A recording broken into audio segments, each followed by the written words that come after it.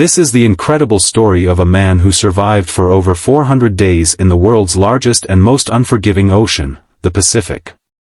He set a world record and miraculously returned alive after 14 months. But as soon as he returned, something unexpected happened that landed him in jail. Find out the full story in this video ***. The name Pacific Ocean is enough to send shivers down anyone's spine. The Earth is covered by 71% water, divided into 4 oceans, the Atlantic, Pacific, Indian, and Arctic. The largest of these is the Pacific, so vast that its area spans around 165 million square kilometers. This ocean alone covers 148 million square kilometers. With only a few small islands scattered across it, many remain untouched by humans. If someone were to get lost in the Pacific Ocean, finding them would be nearly impossible. The man who survived for 14 months in this deadly ocean was José Salvador Alvarenga. José had only a 7-foot boat, too small even to lie down comfortably. Despite this, he managed to stay alive for over a year, battling the relentless forces of the ocean and setting a world record that no one else has dared to break. But José was simply a victim of bad luck that pushed him into this nightmarish situation. It all started in November 2012.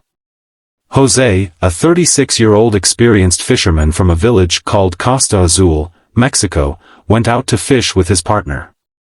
They set out in their small boat, planning to return in 30 hours. Their boat, only 7 feet long, was not designed to go far out into the ocean. It had a single engine and a small cooler for fish.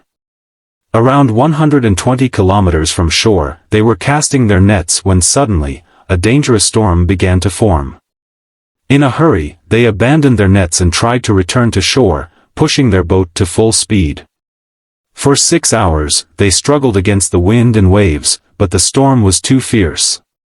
They were only 20 kilometers from shore when their boat's engine failed.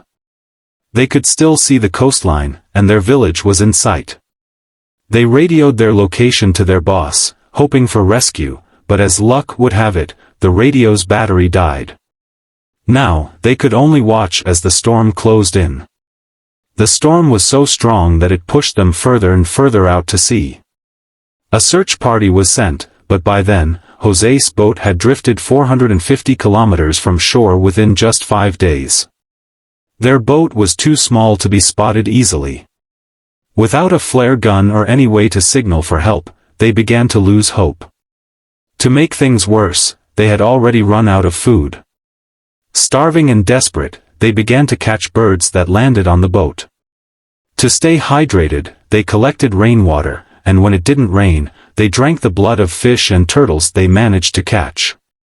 Months passed, and José's companion, unable to bear the mental and physical torture, tragically committed suicide after 4 months at sea.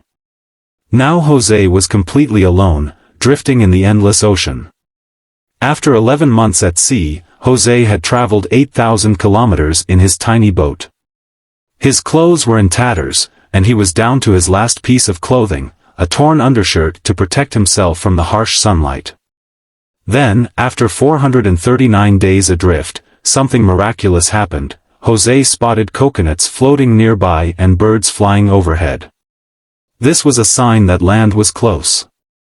Finally, he saw an island and, using the last of his strength, swam to it. He had reached Ebon Atoll, one of the smallest and most remote islands in the Pacific. For José, it was as if he had escaped the jaws of death and found a new lease on life. A local man found José on the island, and soon the local police arrived. José told his story, but no one believed him. How could someone survive 438 days on a small boat without food or water? He called his former boss, who confirmed that José had indeed gone missing at sea over a year ago. But José had washed up on foreign shores without a visa, so he had to go through legal proceedings before being sent back to Mexico. Yet the story didn't end there. José's survival raised suspicion. The family of his companion, who had died at sea, accused him of cannibalism, claiming that José had killed and eaten his partner to survive. After a legal battle, Jose was acquitted of all charges. He later published a book called For 38 Days, detailing his harrowing experience. Jose's story is a powerful reminder that no matter how difficult life becomes, every problem has a solution. He unknowingly set a world